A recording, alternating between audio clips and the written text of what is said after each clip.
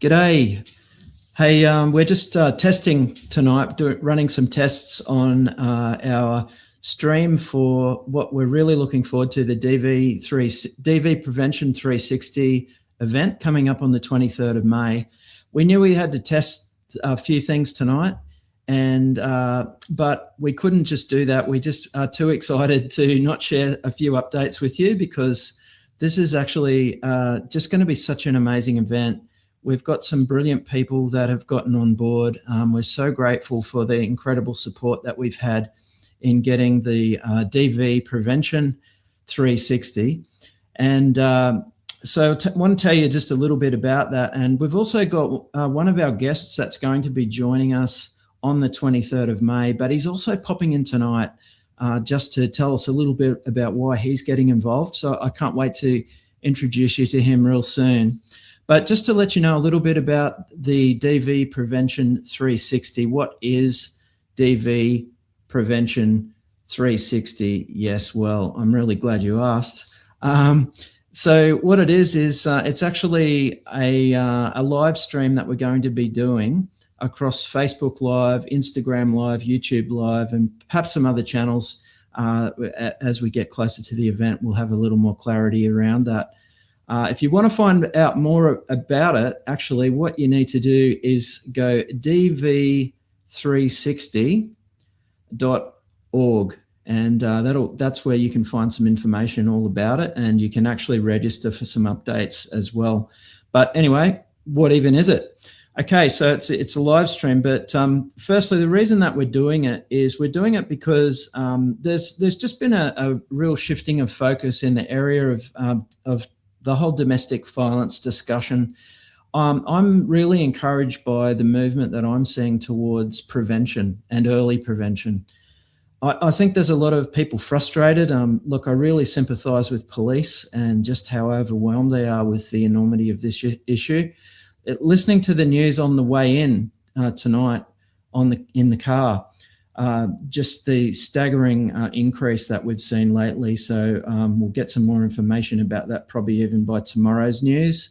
But unfortunately, this is not a problem that's going backwards. It's become something of a national epidemic. And finally, after so many years of what just seems like it's been like the ambulance at the bottom of the cliff approach, we never begrudge the incredible work people are doing in the response sector, but the kindest thing that we can do for domestic violence victim survivors is to get further upstream, and to use that cliff analogy, not just the ambulance at the bottom of the cliff, but to really get a preventative army at the top of the problem. And that's what we want to talk about. We actually want to start a national conversation about it. And now what happens normally when there's a domestic violence event or a domestic violence rally? Can I be really candidly honest with you?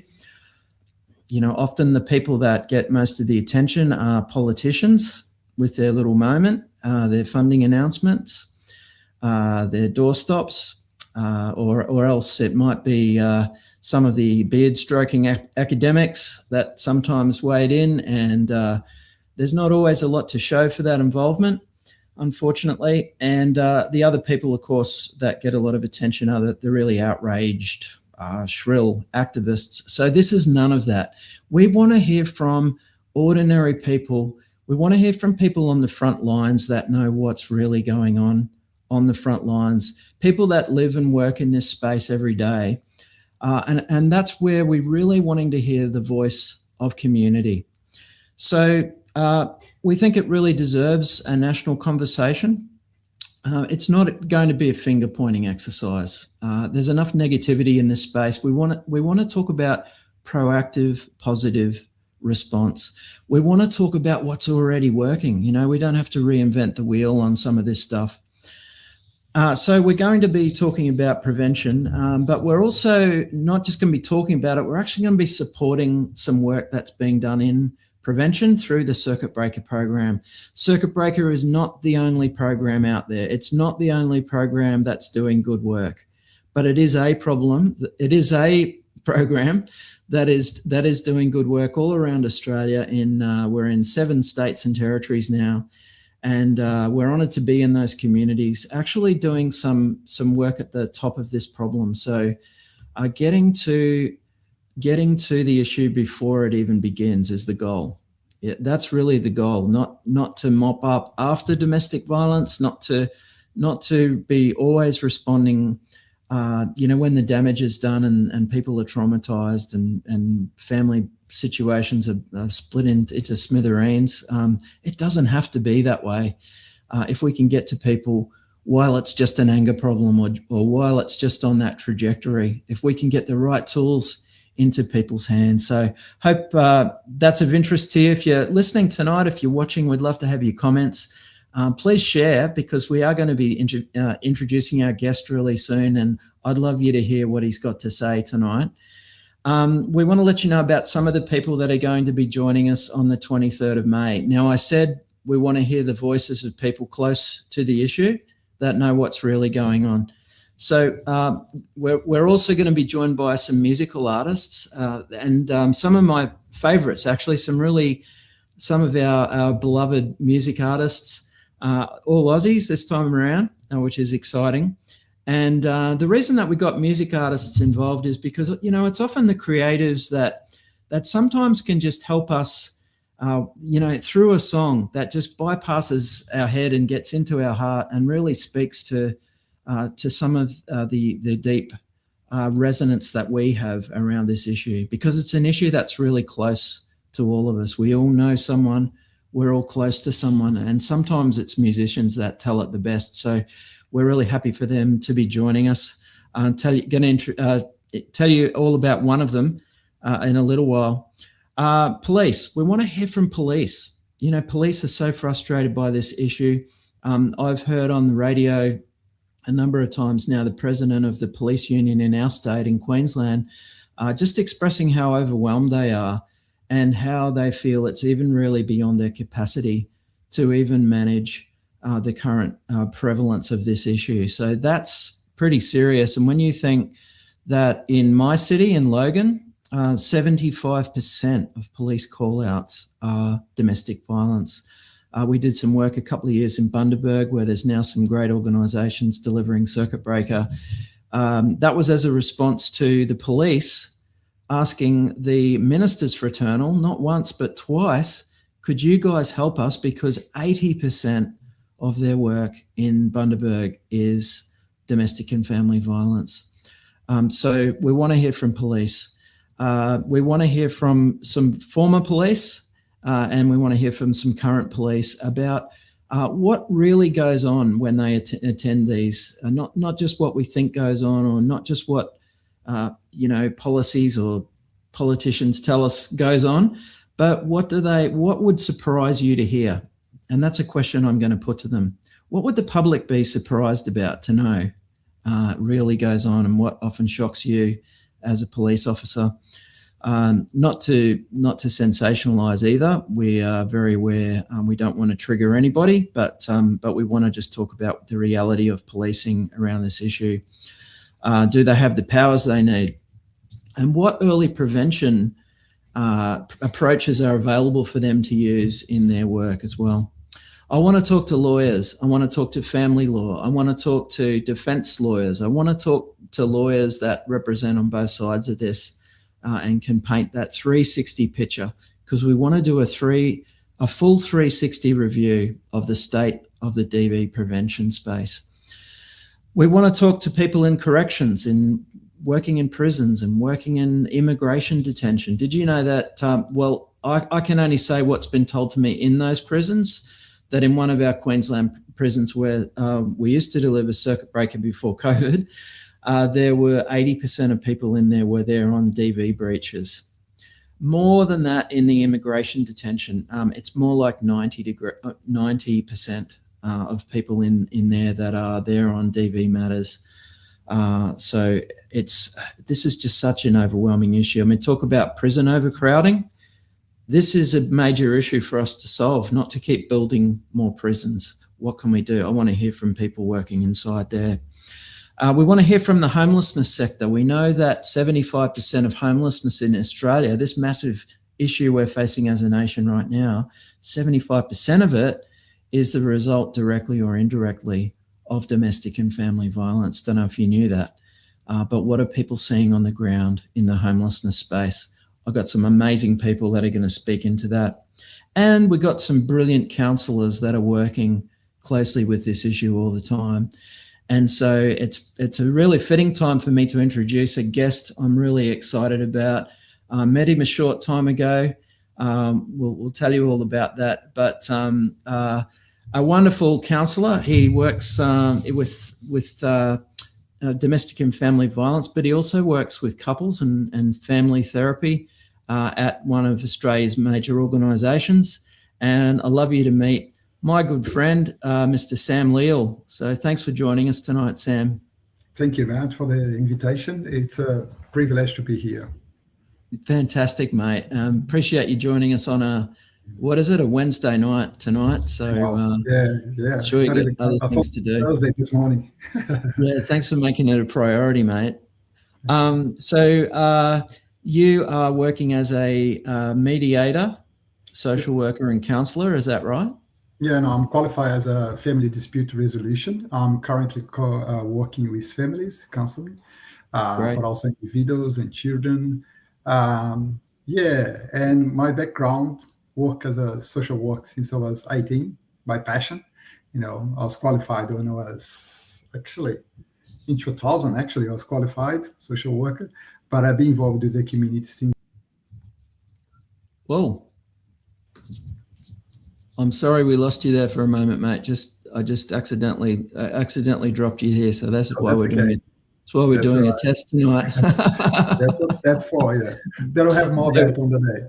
Bear with us, everybody. We apologise for that.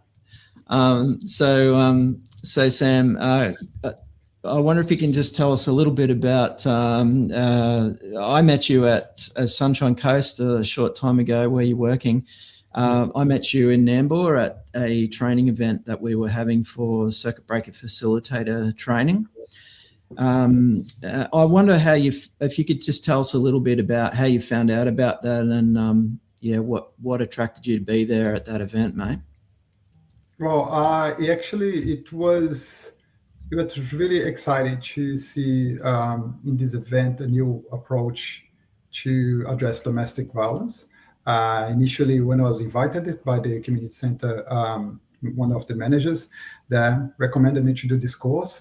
And I went to the website and I have a look about the description. And I thought, hang on, that's not what's the traditional approach to address domestic violence. Talks about prevention, and that's quite important. There is not many there of these programs.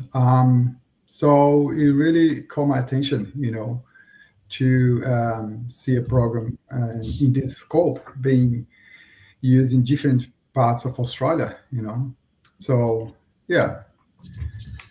Brilliant. So this area you're no stranger to this area, and you're not a stranger to group work either, Sam. You've been involved in what are often called men's behaviour change groups, or that's correct. DV perpetrator groups. What do you call them, Sam? And I wonder if you can tell us a little bit about that space. Yeah, I was involved in the Men's Choosing Change, Men's Sustaining Change program, which is the next step after Men's Choosing Change. Men's Choosing Change, it's both is volunteered, they go because they need it, but it does have some sort of requirement from the court for them to complete this course to address some of the domestic violence. But the next one, Men's Sustaining Change, is the one that they don't need the certificate to show to anyone. So it was good to see men who went through the process of 16 weeks and talking about domestic violence, being uncomfortable, being able to deal with some of the issues they have never thought about. They would have to talk about it.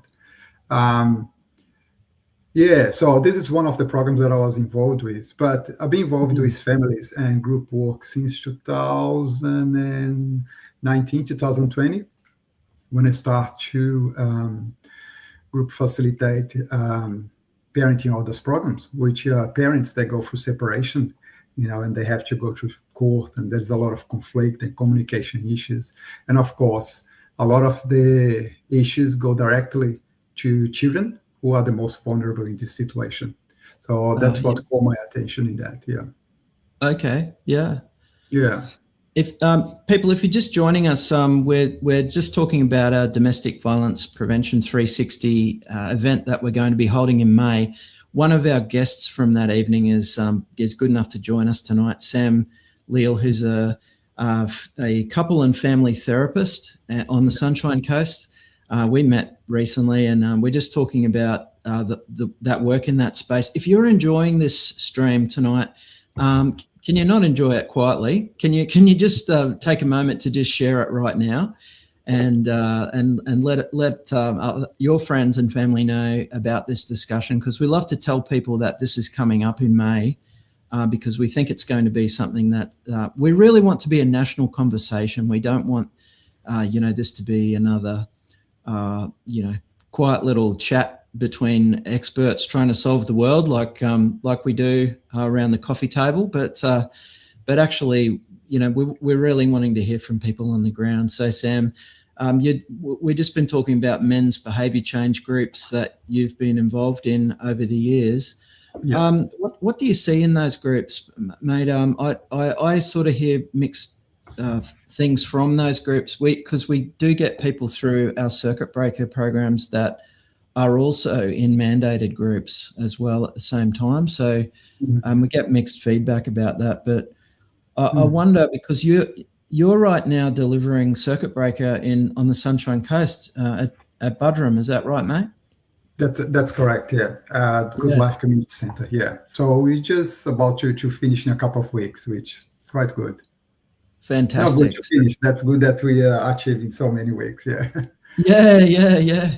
Well, while we're on that, how are you finding that course, and how are the people traveling? How are they going in the course? Oh, it's fantastic. Without breaking any confidentiality, of course. Yeah, of course. Yeah. So the participants, it's quite a diverse group. Different cultures, different ages. Different genders. People participate in this group. Different complexities. And stories, that they bring to the group, and how they are dealing with their own internal conflict, which is basically trying to address conflict resolution, try to understand what's going on with the family, trying to understand the behavior. It's quite excited to see the process of change. At the end of each session, you see in the face of people, and you see in the comments as well, wow, my gosh, I never thought that was actually what I was doing.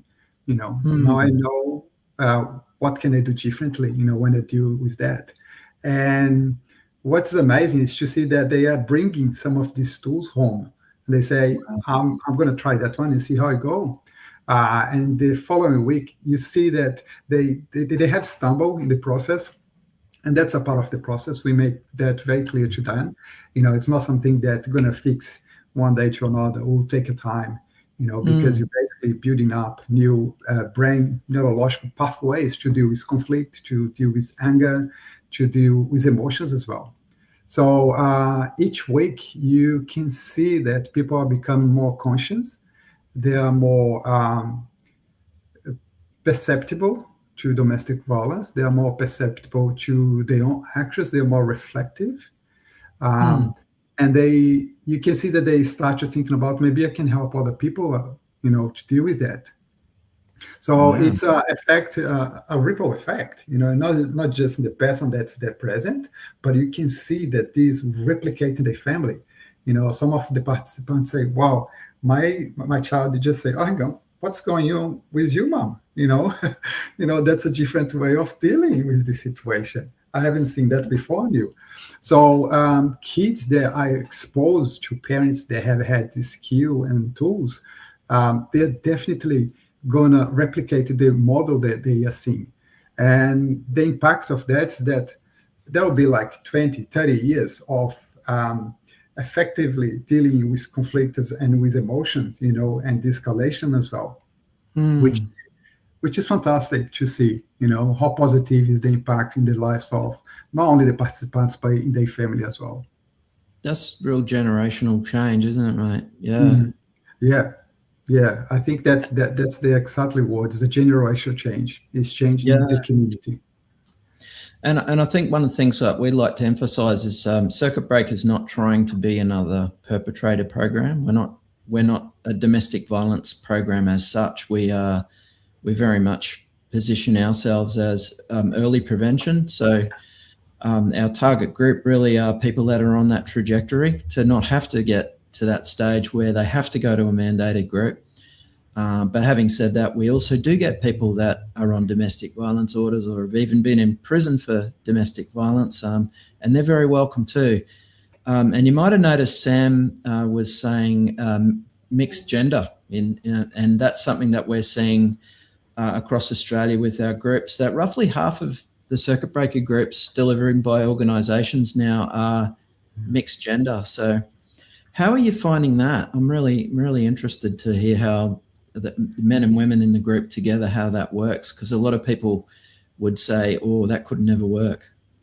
Yeah, I think there's a potential, like we live in the community, we're not going to have just one gender group or one age group, you know what I mean? Mm, There is not going to be isolation. We live in a society. So you're going to do eventually with conflict, you're going to do eventually with some challenging situations where you're going to have to position yourself, in an effective way, for your own good, but also for the good of the community. And mm, when you have like the appropriate tools to deal with that, that's fantastic. Because everyone benefits from that. Not only the person, but people around them. They become role model to the family, to the community. It's very powerful. yeah. So this aspect of having, mixed genders, it's fantastic because Mm, we bring an approach of honesty. We're talking about like a husband that have a challenge in dealing with their emotions when talk to his wife, but we do have the other side as well. And in this environment where we can expose our flaws and vulnerabilities, but also our motivation to change, that's where the miracle happened, wow. I'm glad you brought up motivation because I wanted to ask you something. Because if you believe the media and all of the stories that seem to make the papers, you might get the impression that domestic violence abusers, they're monsters. They never want to change. They're all narcissists and psychopaths, and lock them up and throw away the key. Yeah. And I think just as you're talking and telling us about your experience, even in circuit breaker uh, and in other behavior change, full blown behavior change groups you've been involved in, what would you say to someone who questions, do these people ever really want to change? Well, I'm 45. I'm going to turn 46 this year. And I'm a social worker by heart, and I help community since I was 18 years old when I Yeah. support street kids in Brazil. My motivation is to believe that they can change, to Wow. believe that I could do some good to people and that could change their life. And it did. That definitely did. At 18 years old, I didn't have skill. I didn't know much about social work. I didn't know much about conflict resolution. I didn't know much, but I did have the motivation. And that's Mm, what I recommend anyone to that it's looking for other options to address domestic violence. I recommend to look into the motivation. What motivates you, to support people. And exactly that. People can change. You can see that from different levels mm, of violence, from different levels of trauma that people have come across through, from different levels of coping mechanisms. How they address conflict? How do they address pressure? Because domestic violence is just a response to a pressure, to an event that people doesn't know how to deal with that. You know, mm. so I can definitely see the potential and the narrative that people cannot change. It just keep them in the same square. Wow. It might exacerbate the problem because if you do not believe someone, it will be hard for them to believe in themselves as well. Wow, You that's know, profound, mate. Yeah. and we do have a chance to show them that yeah, things can change. You know, Mm. you are not the same person that you were 1 year, 2 years ago. You know, you are growing. You know, and it's our obligation to make sure that they can hear that from us. Mm. That's fantastic. And you know, one thing I should say about our courses is we're not able, like as a matter of policy, we can't take people that are mandated to come. So absolutely everybody that does a circuit breaker course is there voluntarily. Yep. And some people know my story. 30 years ago, I was a perpetrator. Is it long ago? 33 years ago. No longer. 33 years ago. And I went along as a voluntary participant in a full domestic violence perpetrator program. So yeah, I know what it's like to sit there with guys that want to be there, you know, that have gone a fair way into this, but want to be better men. And with our ladies as well, we certainly get some very angry and violent women at times that are actually pretty physically violent at times, and but still with that desire to change and be better people with their partners and with their kids. Yeah. One of the critical things that I keep coming back to is one of the things that really bothers me, and I can just tell you this, Sam, just privately, just between you and me. You know, I might not say this anywhere public, but something that bothers me in the domestic violence sector is when people are not very good at engagement. They have a rare luxury in this space of being able to blame the clients and to say, oh, those people never really wanted to change. And I find that I hear that a little bit too often from people that are really trying to trot out some failed approaches. And instead of looking at their own lack of engagement, they're blaming the people that are there in good faith, wanting, you know, showing that they want to change. So I wanted to just raise that issue with you around engagement, because you've seen different programs and which ones engage and which ones don't. As I said before, we know that we're not the only good program. We know that we hope we're a good program, but we know that there's some great programs out there that are engaging. So I just wonder, with someone with your experience, what are some of the elements that you think programs really need to have to be able to engage with people to want to change? Yeah, well,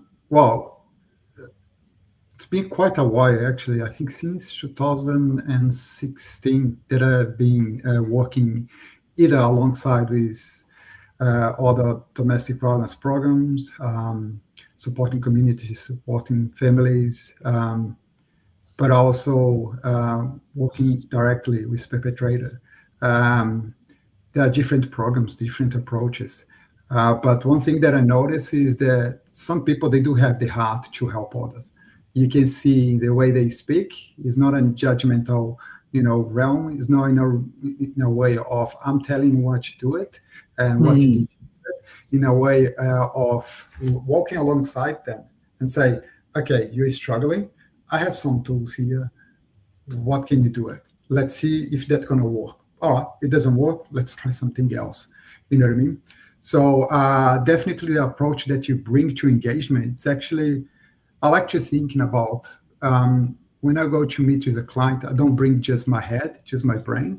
I need to bring my heart, Oh, wow. It's people, they are impacted by how you make them feel, by looking them in the eye and understanding the problem and be able to have empathy with the challenge as well. Not empathy with the domestic violence, still making sure they are accountable, still making sure they are take accountability for the things that they do, but also bring the heart, knowing that behind the violence, there is a person, like you mentioned about.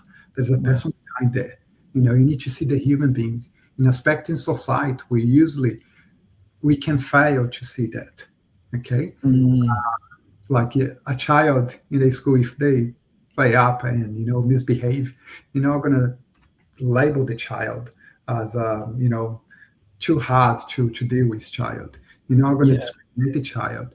You're not going to refer to this child as a problem child. You don't have stigma or labels on that.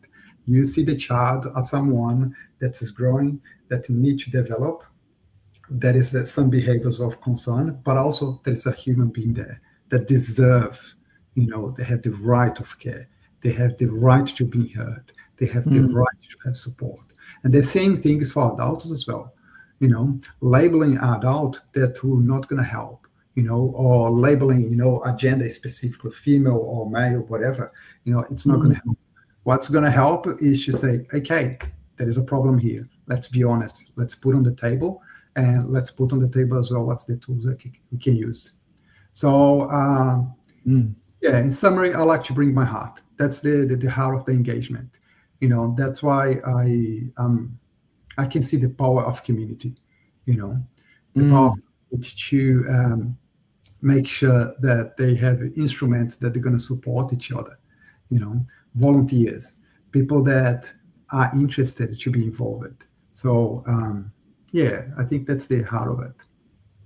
Fantastic. So we've been talking to couple and family therapist Sam from Sunshine Coast. And Sam, thank you so much for what you've shared. And I love that idea that as a therapist, that's something you always remember is not to just bring your head, but to bring your heart. And thank you so much, Sam, for bringing your heart tonight and sharing so many just absolute nuggets of gold tonight. I encourage people, if you enjoyed this, to really share this with your friends and be able to watch back on this recording or share that. Maybe take a moment to share now. And we're really looking forward to May 23. And if tonight is any indication, we just knew that would be great to hear from Sam tonight. Thank you so much, mate. Looking forward to May 23, and I'll probably see you up at Budrum before that, my friend, in a couple of weeks' time. Love to be there to meet some of the people that are coming along to your group. Thank you, Matt. Right. Thank you, the team. It's a privilege to be here. Thank you so much, mate. Have a great night. Cool. Awesome. So if you've just joined us, we are talking about our domestic violence or DV Prevention 360, which is coming up on the 23rd of May.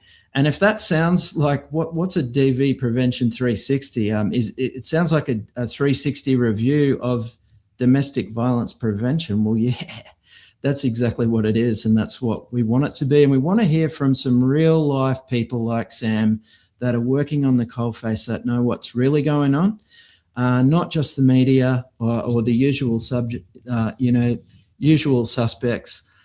So thanks for sharing your comments. Here's one from Inika. Thanks for sharing that tonight. And we welcome all your comments as you keep those coming in. Please share this on your feeds. We want people to know what we're doing because we know this is going to be a really worthwhile conversation that we're going to be having in May, which is Domestic Violence Prevention Month in Queensland, or Domestic Violence Awareness Month. We just think that in all of the domestic violence story, with all the important work that's going on, one of the best things we can do is prevention. It's the kindest thing we can do for victim survivors is to end domestic violence before it even begins. So just to recap, we're going to be hearing from some police that evening, current and former. We're going to be hearing from some lawyers in the trenches working with these cases. We're going to be hearing from people in the homelessness sector. We're going to be hearing from some church leaders that deal with this pastorally in their work as well. And we're going to be hearing from some other counsellors just like Sam, and Sam's going to be joining us. We're also going to be hearing from some musicians, and we've got some great musos that are going to be dropping in. One of those that we want to announce tonight, we're very excited to have Cindy Lee Bosky, just one of Queensland's favourites. She's amazing lady from Chinchilla. She's been called the girl with the golden pipes, and boy, she's got a powerful voice. She's also got a powerful story, and she's got a really powerful song she's going to share with us off the back of her latest single, which has just been released. I don't know if you've heard this yet, but this song is. I'm just looking for it, and here we go. Oh yeah, just going to play you a little bit of her latest single, which you can find on YouTube. Would you believe this? As it's only been out for like less than 2 weeks, it's had 50,000 views. It's been picked up by radio stations around the world. This amazing song.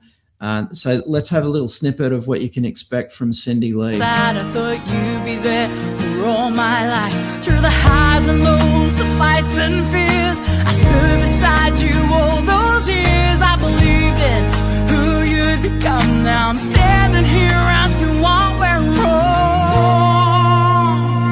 Did I ever matter to you at all?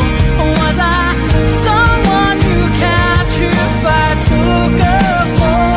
I gave my time, I gave my truth, but I guess I was never what you were to me. Till you sad, I thought you. Little technical glitch. Isn't it a beautiful song? And I know that that's really going to resonate with a lot of people as it is around the world. But it'd be amazing to have Cindy Lee with us. She's such a down-to-earth person, and I just love her heart. The time that she spends with fans after a show, she's not one of these that goes back to a green room and hops in a limo. She's the kind of artist that really gets amongst it and is such a big, generous heart for her followers and fans. If you're not already following Cindy Lee, check her out. We have got a link and a story there that we posted a few weeks ago on our page on the Circuit Breaker Movement page. There's a link there. So that's Circuit Breaker course on our YouTube, but also on our, what's it called? Facebook. I'm there all the time. On our Facebook page, which is called the Circuit Breaker Movement, there's a little there about Cindy Lee, but you'll get to hear her. And she's certainly someone that'll bring her heart on the night tonight as well. So just before we wrap up, we want to just say that DV Prevention 360, we really want to start this national conversation to really bring prevention into the forefront. That's what we want to hear, what's working, what can work, and look at some positive and proactive solutions going forward. But we also want to raise some funds. We're not backward about that. We know that Circuit Breaker is only one program that works.